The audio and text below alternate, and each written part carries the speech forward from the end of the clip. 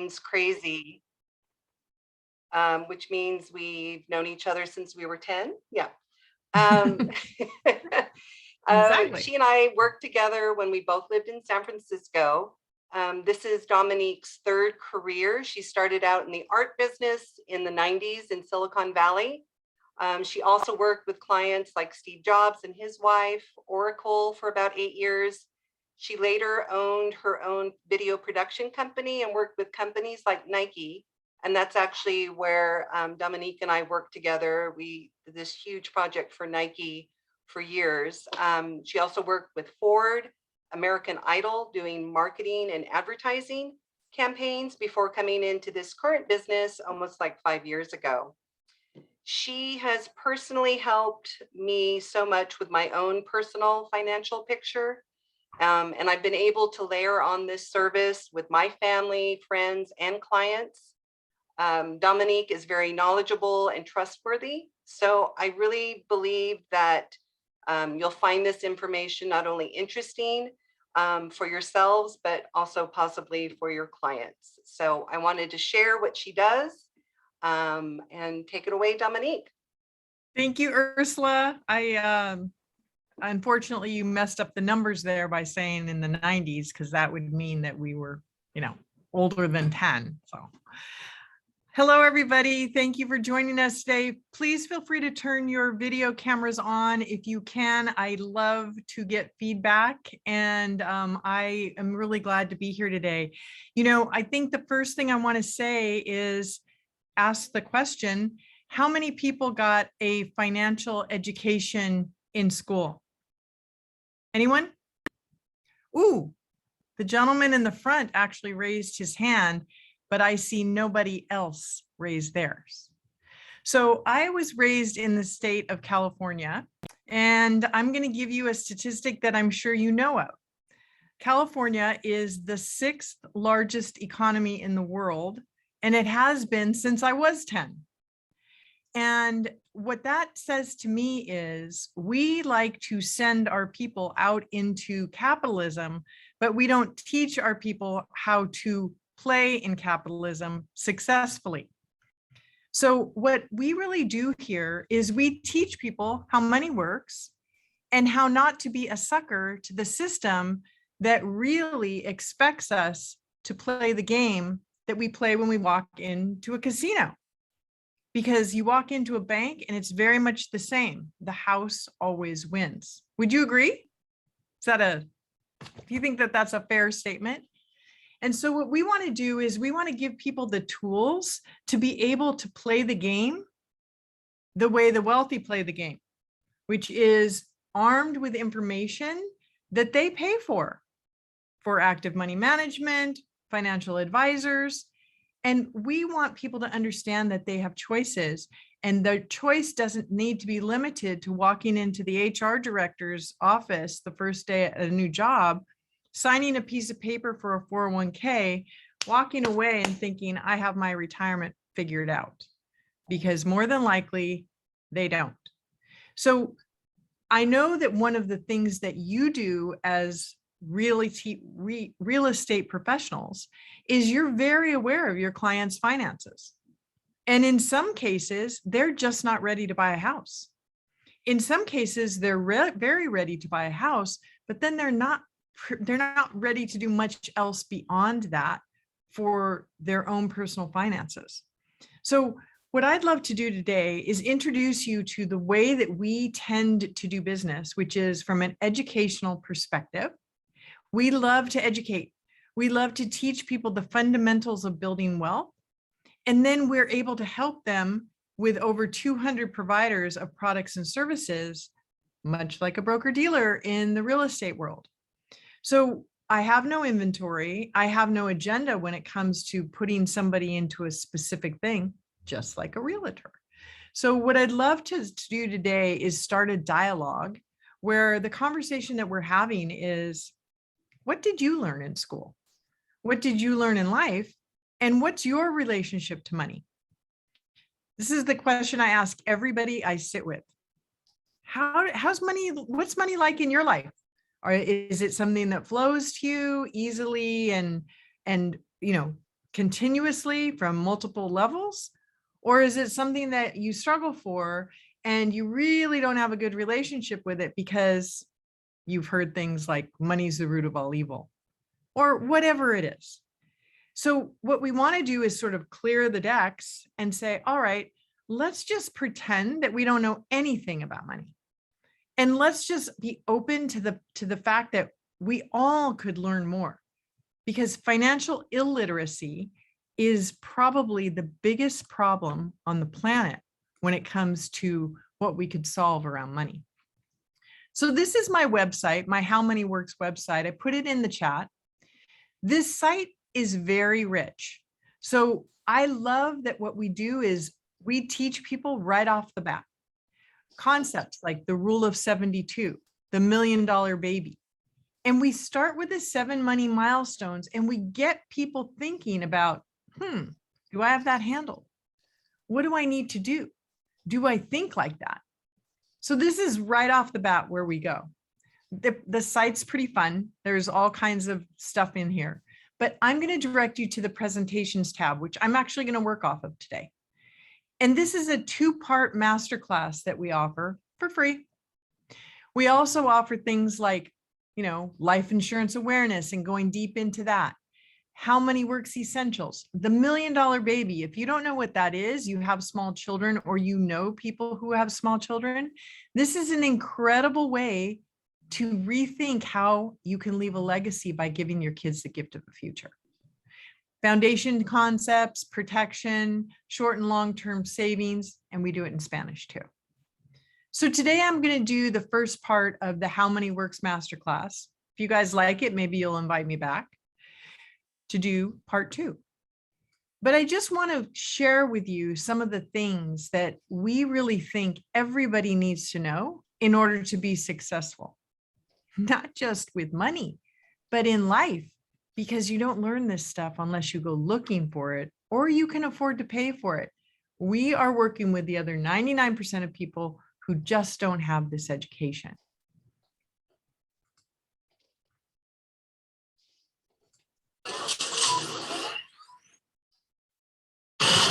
More than 5 billion people around the world continue to struggle with money and financial illiteracy. It's Madison Avenue manipulation, right? It's been going on for years and we buy into it. How bad is financial illiteracy? It's not taught in school, so people don't know this naturally. You're right. So you grow up not knowing anything about it. You make a lot of mistakes along the way, and we're hoping to educate them and teach them how money really works so they can learn the cause and effect of all this. And it doesn't have to be generational. Exactly. No, Exactly right. break that cycle. Once you understand the basics of financial literacy, it changes your life. The secret is financial literacy. I mean, teaching your kids how money works. I think it's really understanding how money works. Once they understand the basics of how money works, they shouldn't have to struggle for very long. Steve Siebold and Tom Matthews are the authors of How Money Works. Stop being a sucker. Money means possibility. It means opportunity. It means freedom. Things you've always wanted to do. Dreams that you have. Money makes it possible. So what we want to share with people is, look, there's realities about what you can do for a financial foundation. And we're going to teach those things. And our approach is not elitist. Our approach is we want to talk to the people who don't get this, which is pretty much everybody, but across the board, from the 19-year-old student Zoe to May, who's running a hospital. We want to really teach people that we could help you actually understand what you're not seeing. And we want you to think like the wealthy, not like a sucker.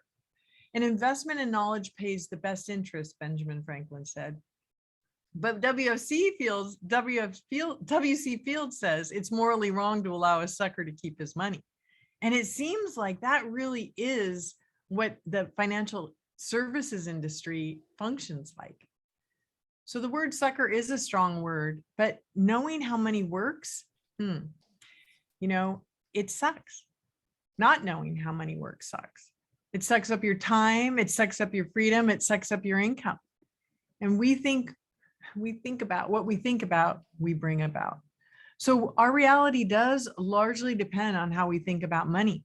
And so we're going to cover things like the financial illiteracy crisis of the world, the power of compound interest, which, Einstein called the eighth wonder of the world, the time value of money, the $1 million baby, and the rule of 72. So I'm going to go into some of these things with you quickly. Look at this. A recent study on financial literacy found that only 30% of people in the world are financially literate. That's over 7.5 billion people who just don't have a clue. Maybe some of your clients don't have a clue. Maybe you have part of the clue, but you're looking for the other pieces to fill in. But it's also the number one economic crisis in the United States. 44% of Americans, this is pre-COVID, by the way, didn't have enough cash to cover a $400 emergency. Right now, pretty much 100% of student loan borrowers are not making payments because they're all deferred. And the average credit card debt was almost $10,000 that would result in $37,000 in interest over 30 years. And 33% of Americans have zero retirement savings. This is a big deal. And the first time in our country's history when we have so many people not prepared for retirement. US adults said that on average, they lost $1,230 in 2018 because they didn't properly understand basic household finance issues, and almost 20% lost $2,500. And we know that number is bigger post-COVID. Only 21 out of 50 states require high schools to teach at least one class in personal finance. When I first started 5 years ago, that was 7 states. So it's actually increasing. And the reason is because it's so obvious that this is a problem. America's young adults were asked what high school level course would benefit them most, and the majority answered money management or personal finance. So here's a really big deal. The sucker cycle that people find themselves in. First of all, putting their money in the bank in a low interest savings account. You get your paycheck and someone else gets to build wealth with the money in your paycheck. So we're going to teach people, look, first you have to see what's actually happening now in order to understand how to change and make the future better. So here's some typical spending habits that most people don't think about. How many times do you grab takeout? In the last 2 years, takeout has been huge. How many Uber rides do you take thoughtlessly? How many events do you go to that, well, not so much during the past 2 years, but it's starting to open up and people are going to more concerts now. They're going to more movies now. They're going out more. Lottery tickets, a huge one, coffee. How many times a week do you hit Starbucks up? $5 a shot. If you're doing that 5 times a week, $25 a week times a month, at the end of the year, that's $1,200. Alcohol, new clothes, subscription services, all of it that we might not be aware of. So we want to teach people, look, back in the day, there was this thing called the 3-legged stool when it came to retirement. You could count on Social Security. If you had a job, you could count on a pension if you were there for a long time. And your personal savings were probably enough to retire because the cost of living wasn't as it is now. And you probably owned your house outright by the time you were ready to retire. And you'll need at least 70% of your pre-retirement income to live on when you retire. So no generation saving enough, and it's not even close. The millennials on average have about $23,000 saved for retirement. The Gen Xers have about 66, which is incredibly low compared to their parents. But look at that. The boomers on average have $152,000 saved for retirement. I don't need to tell you that wouldn't last very long in California. And here's the deal. Those boomers are turning 65, 11,000 of them every single day. So will your savings run out in retirement? Most likely it will. And so that's why you see people in their later years having more than one job, having more than one stream of income, driving Uber. And will you have a reliable income? I mean, right now at 9% inflation rate, none of us has a reliable income based on those numbers because it is absolutely unprecedented in our adult lifetime that we're seeing it like this. But what I want to emphasize is the difference between how a sucker thinks and how the wealthy think. The haves and the have-nots, it's the way things have always been, and I guess it's the way things will always be. I may have learned about personal finance in school, but with the right information, the economic crisis of financial illiteracy doesn't have to be my personal crisis. That's what we want people to walk away from what we do for them, thinking. And it starts with the basics, like the power of compound interest. I'm talking to realtors. You guys understand interest rates better than the average bear. And you know that right now it's definitely impacting your business as the interest rates rise. Well, that may be good for consumers as well, because products and services that I provide them are actually having higher rates. That's not bad, but it's not good either, because it affects us on so many levels. So I'm going to skip through some of this. I'm talking to entrepreneurial mindsets. Every single one of you is in the business of creating your own business. So you know that I am assuming that most people on this call are thinking they're only limited by their own ability to go out and make some money by helping more and more people. And it's the same thing with money, that having your money work for you versus you working for your money. So we want to teach people these concepts. I have ways of making money you know nothing of, John D. Rockefeller. And, it's so true, because that kind of information is really hidden from the average person. But it's not that difficult to understand the concept between simple interest versus compounding interest. And so what we want to do is we want to teach people these tools. Look, what if Rockefeller's family wanted to borrow the money for more than 1 year? Rockefeller and the farmer could have agreed on simple interest. The farmer would only pay interest on the original loan amount every single year, or compound interest. Every year, the farmer would owe the Rockefeller interest on both the original amount of the loan and all the interest that's accrued for prior years. As I said, you guys are really much more familiar with rates than most people. And so you understand the power of compound interest. You also understand the power of having equity.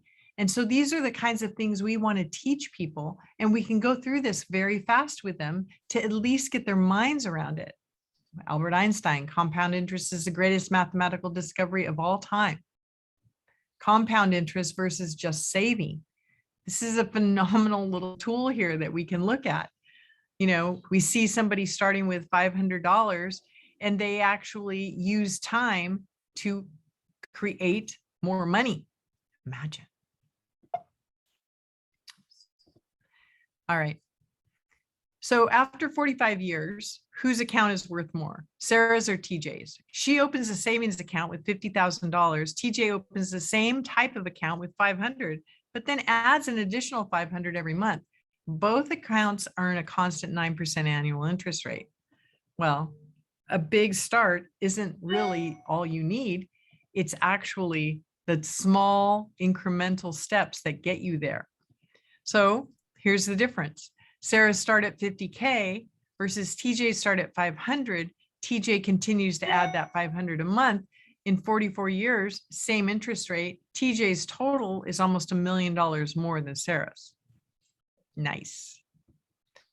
So does your rate of return matter that much? Well, we know it does. So I'm going to actually skip through some of this because I want to get to some of these other concepts. I know you guys know a lot about interest and compounded interest, but how some suckers think. I've worked hard for my money, so I just want to put it away and keep it as safe as possible. But the wealthy think I've worked hard for my money, so now it's going to work hard for me. This is my favorite thing to teach, the time value of money.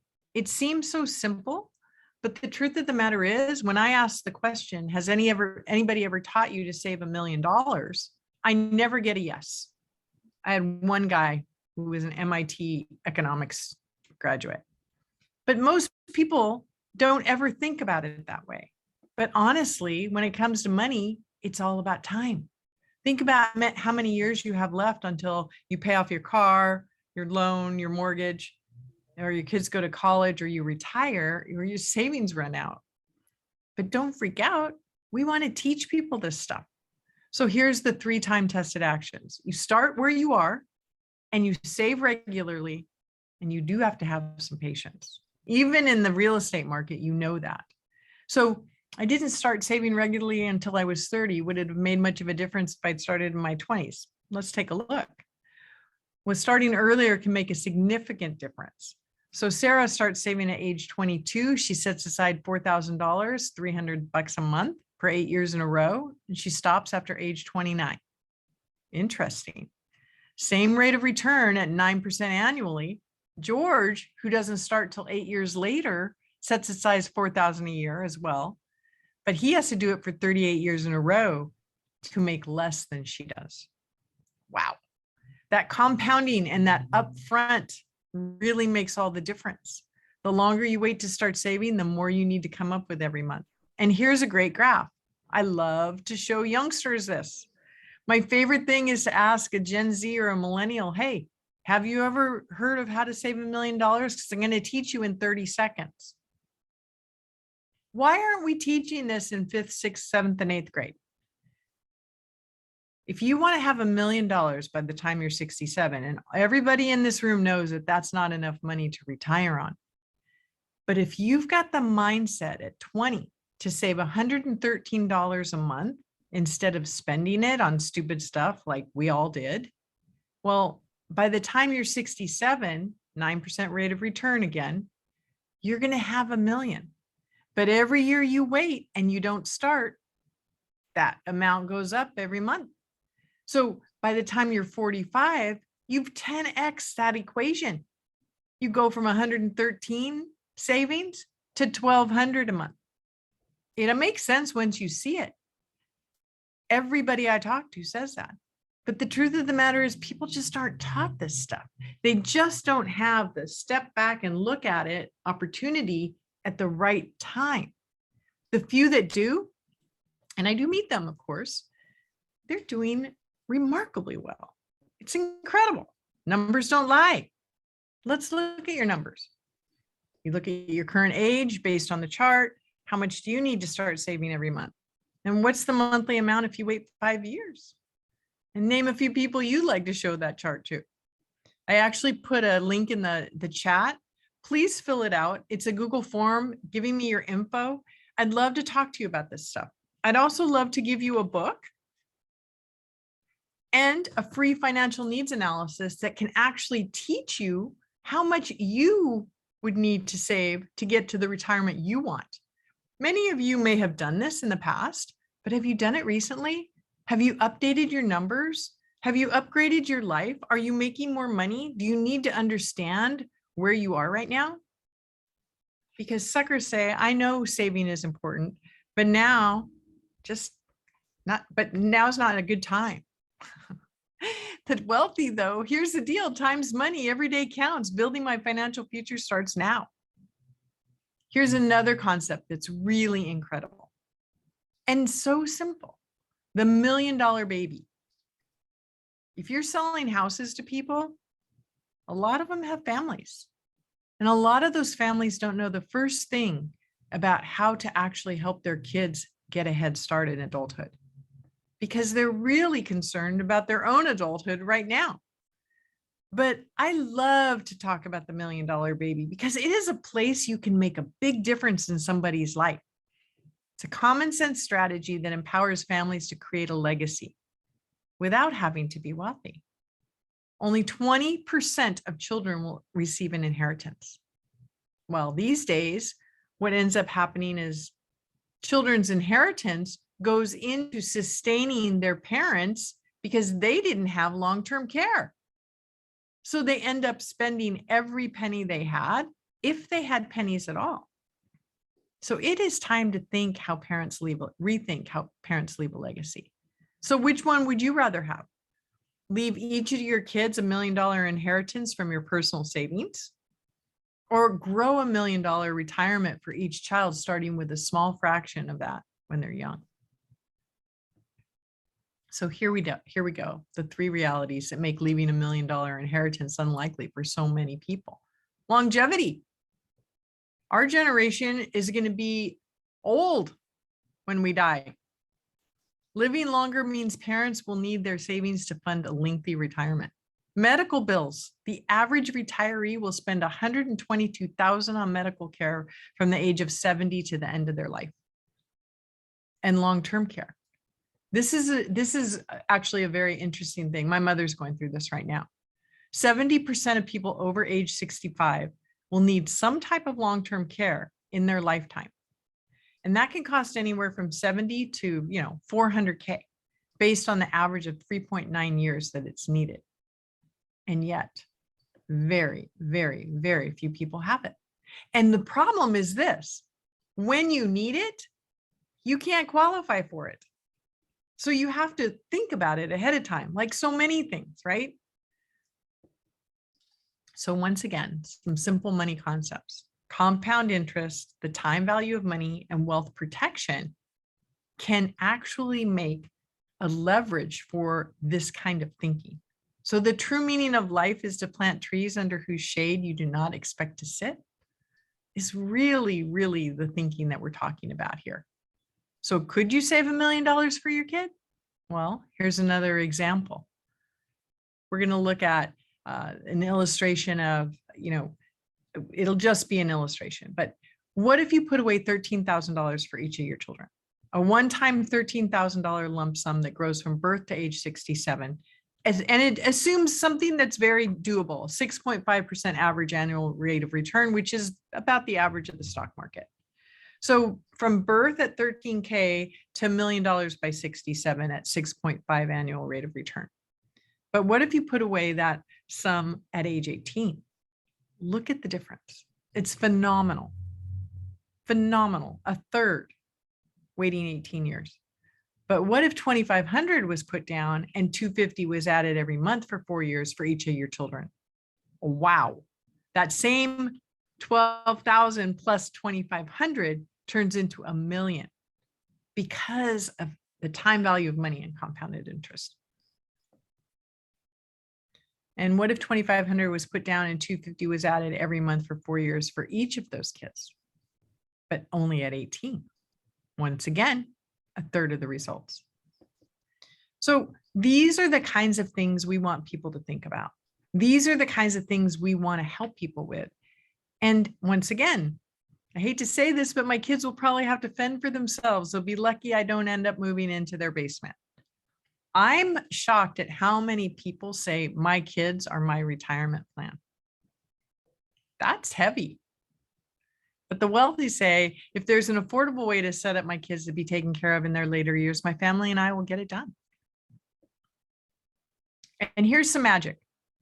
Maybe you've heard of it, the rule of 72. And it's so simple. Once again, you can teach it in 30 seconds.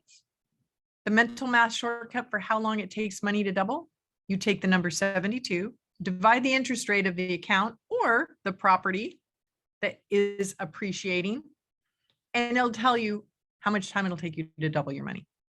Well, if the bank was kind enough to give us 1%, it still takes 72 years to double our money. So we're going to help people move up the ladder, because I'd much rather see my clients double their money every 6 years than every 72 years, or for that matter, every 24. So every double counts. There it is. 19 years old, put $10,000 in an account at 1%. You're not even going to get a double by 67. 3%, well, you'll get 2 doubles. But look at that 12% rate of return. We go from 10,000 to 2.5 million and 8 doubles. That's more like it. That's also pretty encouraging for people. Like, you can actually make money with your money. But here's really what's interesting. There's almost $10 trillion in savings accounts that average 0.1%. Yikes. 720 years to double your money. And we accept that. My money's safe there. Well, you don't need to put $250,000 there. I came across somebody recently. It's actually her daughter who inherited her mom's estate. She has 5 different accounts, all under $250,000, all in the bank. That's right. Over $1 million sitting in savings accounts because she wanted it protected. Up to 250, so she had to spread it around. I know the realtors in the group are just going crazy right now. 16% is the average interest rate on credit cards. So when you do it the other way around, the bank's money doubles every 4.5 years. And guess what? Your debt hasn't moved in 4.5 years if you're paying the minimums. I don't know what unscrupulous means, but now I know what banks give customers suckers. Oh, by the way, they're usually dum-dums. And the same company that makes Smarties makes dum-dums, but they leave you the suckers at the bank. So the rule of 72 sounds like math, boring. Huh? Sucker thinking. But the wealthy would say math rocks, and the rule of 72 is simple, powerful, and practical. And we can teach that to anybody in 30 seconds, and it could change the way they think about their money.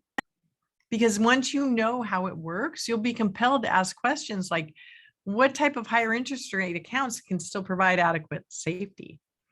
Can I finance or refinance my car loan or mortgage with a lower interest rate? Is a bank account the best place to put my money? Will I get enough doubles during my income earning years to reach my savings goals for retirement?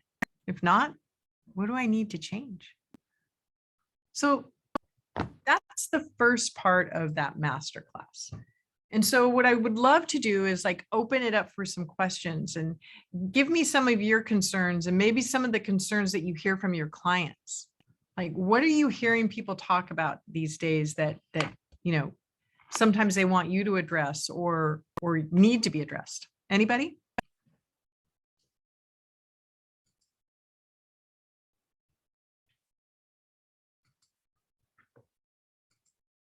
The party group has nothing to say. Oh.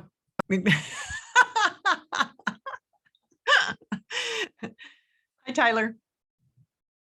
So I have a quick question. So right now I have a friend of mine who he's making, I'm kind of jealous. He's making $100,000 in retirement, and then he's making another $120,000 at his current job now, and then his wife is making around $80,000.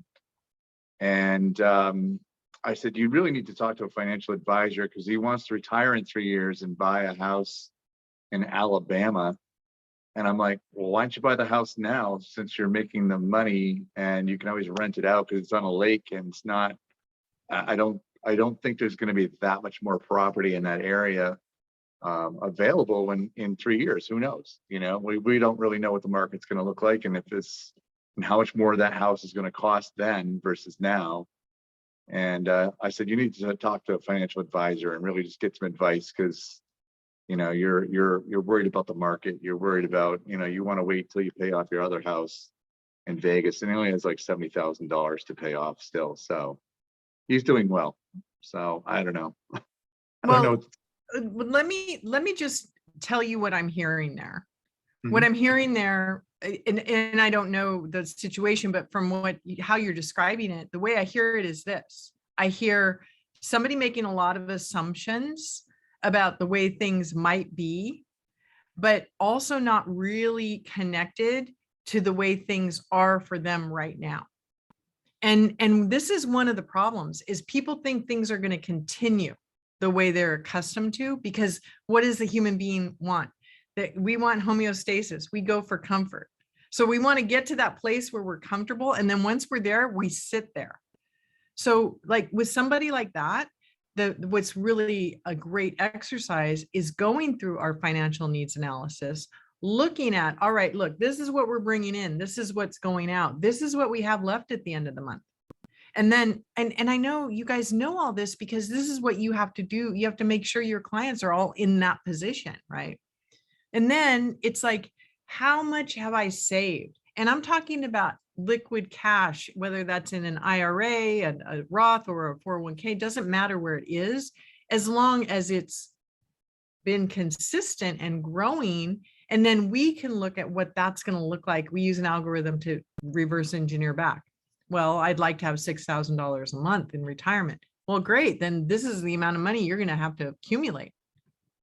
Or this is the amount of money you're going to have streaming towards you somehow, right? So when people get a chance to look at that and see, okay, I sat with a woman yesterday. I see my future, and it involved real estate. She's going to have to sell her house in Portland in order to bring her expenses down, to have a little load of cash that she can now sort of parlay into a retirement idea, along with a new real estate situation. So I'm very accustomed to those questions, Tyler, with people, because it's what everybody faces. Those decisions that they need to make, but they need to make them now, not anticipating that things are going to be a certain way in the future. So yeah, send them my way. I'd be happy to talk to them. All of our services are free. So the education, the financial needs analysis, we provide that, because I can't do anything for anybody until I know what the situation is. So here's the other thing we do that the typical industry does not. If you have $500,000 sitting in your Chase account, JP Morgan's going to call you up and say, hey, Tyler, we'd love to have you come into the bank and sit with us, and we'll only charge you $2,500 to make a plan for you, but you go with our plan and we'll give you your money back. That's the deal. And basically that's the way it functions. But the way that we function is, look, we're going to serve you. It's just like real estate. We're going to show you what the situation is. And then when we connect you with what works for you, then we get paid, but not by you. We get paid by the provider that we connect you with. So it's definitely all about servant leadership. And it's also about working in the client's best interest.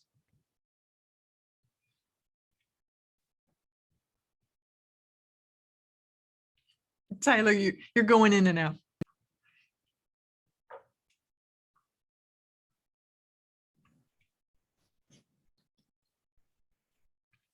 Anybody else? Any other questions?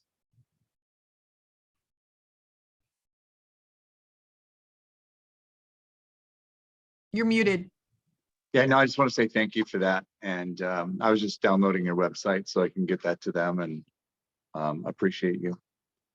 Fantastic. I love it. And so my website is in the chat. Also that form, feel free to fill it out. And I'm happy to provide you with the book. And I'd love to talk to you more about money. Perhaps this is something that you would find valuable in the future going through. We could talk more specifically about the kinds of content that you're interested in, Cody, and what could really serve your team. I love to talk to as many people as I can, because really what we're trying to do is change the face of the American economy. And we need to do that one person and one family at a time. But we literally can spread light onto many, many different financial situations. We have the opportunity of helping businesses, families, individuals. So I'm very pleased to have been here today, and I thank you very much for your time. All right, thank you. Can you guys hear me from back here okay? Yeah. Yeah, cool. All right, well, thank you very much. Ursula, thanks for bringing Dominique to our group with us like this. And Dominique, thank you for your time. And we really appreciate it. I mean, this is obviously a subject, everybody who knows me knows this is a subject that's near and dear to my heart. So it was good to see another way of presenting that. And hopefully if people haven't been taking action, they will. And that's really what we want everybody to do, is to do something and start as soon as possible. Beautiful. I appreciate you. Thank you so much for your time, everybody. Thank you, Dominique. Thanks, Dominique. Thank you, Lacey. Thank you, Ursula. Thank you,